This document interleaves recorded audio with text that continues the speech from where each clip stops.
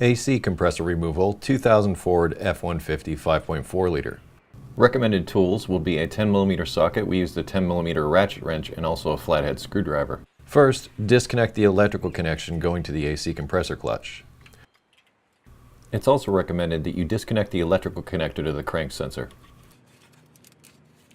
Remove the 10mm fastener holding the lines to the top of the AC compressor.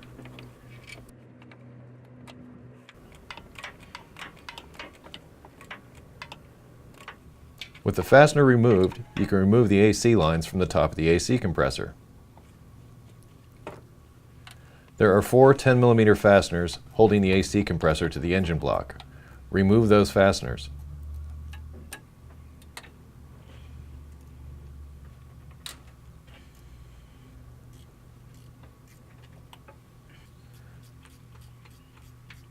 Remove the AC compressor from the engine block. As you can see, it would have been easier had we disconnected the crank sensor.